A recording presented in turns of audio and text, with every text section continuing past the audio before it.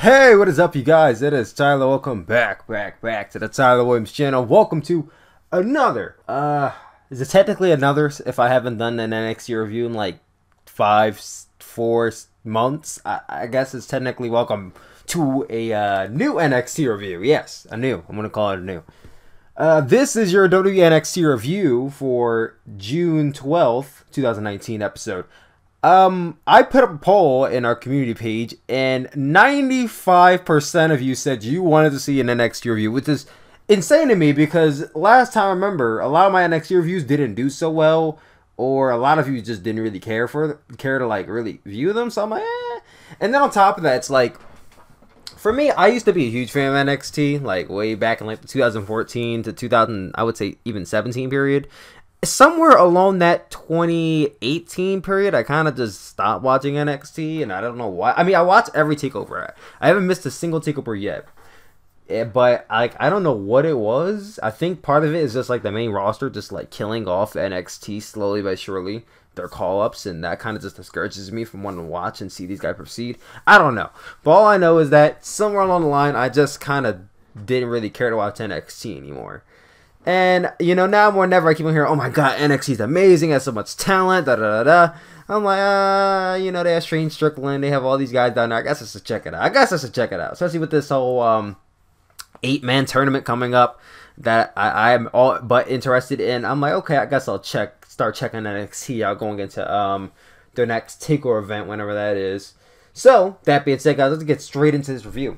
So the first match we had on here was a tag team match between Io Shirai and Candice LeRae versus Jessamyn Duke and Marina Shafir. I've known of Jessamyn Duke and Marina Shafir. They've kind of always been like Shayna Baszler's lackeys in NXT, but I don't recall ever seeing them. I mean, I'm sure I've seen them wrestle before, but I don't recall ever seeing them wrestle, you know, well.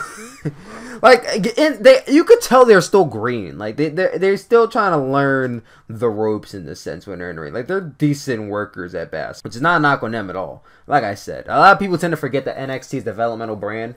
You know, and Triple H will say, oh, it's a third brand, and oh, it's the third brand. Like, no, guys, it's the developmental brand, and I'll get to that in a bit when we get to a segment that happened later on in the show. Okay, match here. Io Shirai got a hot tag in from Candice LeRae, and she started getting down on Jessamyn Duke. Now, Shayna Baszler's on the ramp watching the whole thing, and as Io Shirai was getting, I believe it was Marina, or Jessamyn, one of the two, getting her in position for something, she decides to bend back her arm the same way Shayna would do to her opponents when she's about to stomp on her arm. Kind of like taunting Shayna in a sense, and she does the arm stop onto Duke. Then she goes for a side moonsault, but Shayna Baszler pulls Duke outside of the ring. Io Shirai hits a moonsault onto both Duke and Shayna. Shayna gets up from this and sends her into steel steps, causing DQ, and both parties end up brawling to the outside. Decent match, pretty good brawl. That's kind of it. I'm trying to get into this, but like when you don't watch a product for a very long time, it's just kind of a little hard to get into it. Put it this way: let's say you watch a TV show, right? And season 2 comes around and you kind of give up on it. We're on season 5 now, and your friend's like, "Oh my god, it's getting so much better! You gotta watch it." You're like, eh. So like they sit you down and watch it, and you're like half-ass watching it. You're kind of trying to get yourself into it. That's kind of me right now. So it was okay. Then we get into the next match, Kushida versus Drew Gulak. Now, I was interested in this match because y'all know I've been watching New Japan Pro Wrestling basically religiously for like the last year. So I was getting ho on Kushida. I was a little upset when he left and went to NXT, but I'm like, okay, he's probably gonna have a good living over there. Now, as soon as he goes to the main roster, he could basically just write his eulogy out. But for NXT purposes, he's gonna do well. He had a submission match here, which is pretty unique considering, like, there's a lot of stipulations you see in wrestling. You see a lot of steel cage matches and Extreme Rules matches and tables and ladders and this and all that, but you don't really see a lot of submission matches nowadays, which is pretty like hard to come by. I don't know why, but it's hard to come by submission matches. So this is actually pretty cool to see. It was a good match. I saw a very technical side of Kushida I either did not know he had or just honestly forgot about because I've seen wrestling in a long time. But Kushida, he is such a mix of just... Here's the thing. I feel like when he came to NXT, he toned down what everyone does. He toned down a bit of his moveset in Japan, which he's never been like the world's greatest high flyer. We know this. He's not some aerial master, but he can do some cool moves in the ring. Like, I love it when he does that whole, like, feint move onto the... how do you do it? It's like a handstand he does, like, as an attack on the rope. You guys know what I'm talking about. I'm trying to explain it. You probably can visualize it. You know what I'm talking about. I love that move that he does. There are a lot of good counters in here. Like, in the very beginning, they're just setting up. They're getting straight on the ground. Kushida's, like, doing all these twists and turns on his back and applying arm locks and wrist holds and headlocks. And I'm like, okay, Kushida, I see. It reminded me a lot of Rocky's performance in BOSJ in the sense that, like, you know that Kushida is good, but you don't really appreciate just how good he is. Like, I didn't appreciate just how good Kushida is until I saw, like, his match here with Drew Gulak. And I've kind of always been a fan of Drew Gulak, so this was definitely a standout to me. They trade a lot of good submissions in here, a lot of attempts to get out. One good powerbomb from Drew Gulak almost put Kushida down, but he got out for that. And in the end, he did a tilt-a-whirl roll onto Gulak and transitioned it into his modified Kimura and got the win. Both men exchanging handshakes afterwards. So yeah, pretty good match. After this, we got a segment with Vanessa Bourne and Aaliyah. Now, here's what I was talking about earlier. I was talking about it being a developmental brand. When people say NXT is a third brand, they refer to it being a third brand because the matches are so great, the storylines are good. Every NXT takeover is either great or above.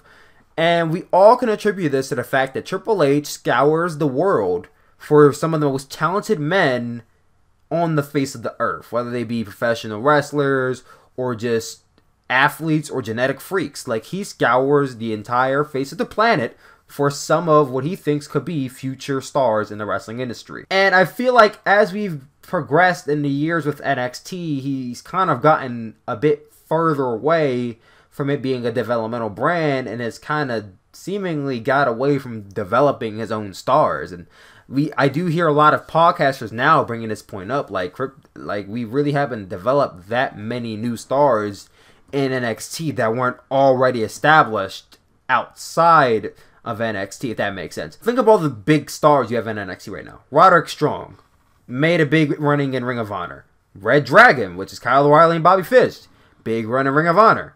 Adam Cole, Ring of Honor star. Let's see. Johnny Gargano had a big run outside the Indies beforehand.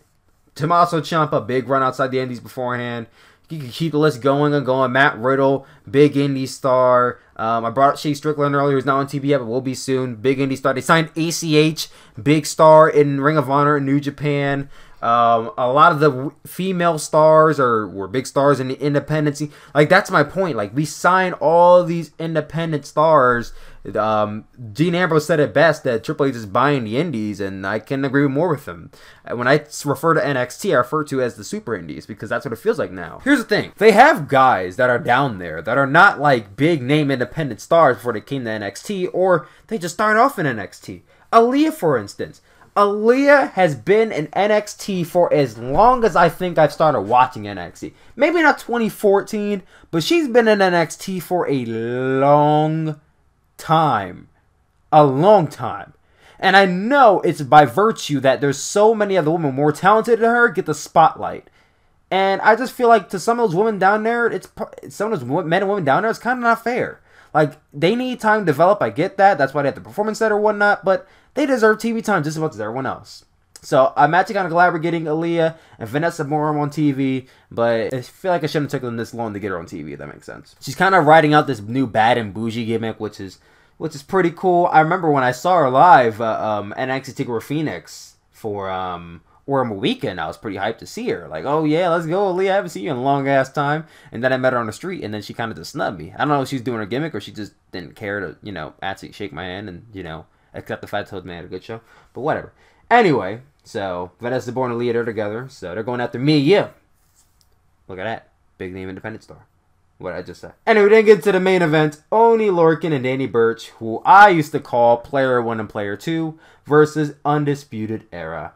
This was a good match. Not on par, not nearly on par as their match at NXT TakeOver, I believe it was Chicago, last year, which I believe is still one of my favorite NXT tag team matches of all time. A very often slept on tag team match, in my opinion.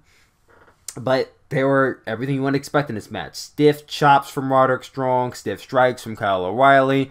Just a lot of good tag team moves on the end from both teams. Especially when Roderick Strong and Kyle O'Reilly get into the ring, they can make some really good shit happen. Especially when you have like Kyle O'Reilly doing those like hopping, jumping knees and those kicks to the leg, and then Roderick will come out of nowhere and just hit that high knee, and then he'll do the chop, and then he'll just like, I don't know, like when they do that combination, it's just like fucking awesome to see. And then when they're going all over the place and they're doing like suplexes and all this kind of shit, like this, they just know how to be a tag team. Like NXT is one of the best places to go for core tag team wrestling, and that's something I can rely on for mostly anything. If I want great tag team wrestling, I know I can watch it on NXT. And I feel like AEW is coming up behind them, but you know NXT still has established that kind of relationship with me for the past 5 years that I trust them a little bit more with it. So, but nonetheless, it was a good match. I didn't take down too many notes for it, but I will say, in the end, Jackson Riker came in. He came down to the ring and he started laying down security. Security's trying to stop him. He laid them out, and then Undisputed Era got like distracted. They're like, "Yo, what are you doing out here?" I think they just had a Fatal 4-Way tag team match at Takeover. Look at me saying I think they did. They had a tag team match Takeover, so I guess they're kind of still feuding, I guess. I don't know. I don't watch NXT, so I wouldn't know. So they get distracted. This leads Danny Burch to push Kyle O'Reilly into Roderick Strong. He falls out of the ring and then roll up Kyle O'Reilly for the pin. So Danny Burch and Oney Lorcan getting the pin. Maybe that sets him up for a tag team match soon with the Street Profits, which would be really fucking good. Can't wait for that. The Forgotten Sons is our names. The Forgotten Sons. I hear no one gives a fuck about them in NXT, and just by the look and feel of them, I don't really care about them much either. But yeah, that was NXT. A pretty short review because I didn't really think there was much to talk about. But nonetheless, guys, thank y'all for listening to this review. What did you guys think? Comment down below. Let me know if you want to see more NXT reviews. You know, with New Japan doing whatever the fuck. I'm waiting for them to respond back to my email. God damn it. I'm trying to watch some other wrestling out there, you know. I'm trying to get back in. I'm trying really hard to get back into MLW because I heard it's really good. I heard NXT UK is starting to pop off just because my boy Ilya Dragunov is down there. 205 Live I heard has been good for a long ass time, but no one fucking cares about it. So maybe I'll try to check that out one day. Progress. I'm subscribed to Progress. I feel like I never watch any of their fucking chapters anymore, so I should either watch it or unsubscribe at this point. So I think I'm going to watch it. OTT had some good shit. There's a lot of good shit in wrestling. You know, we just got off of 4 straight weeks of wrestling pay-per-views, and it's just not stopping. Like, it's a great time to be a wrestling fan right now. And I feel bad for a lot of the lapsed fans out there right now. Like, they're missing out on a lot of good shit. But yeah, I'll leave you guys at that. Thank y'all for watching. Love you guys always, and I'll talk to you later. Peace out, guys.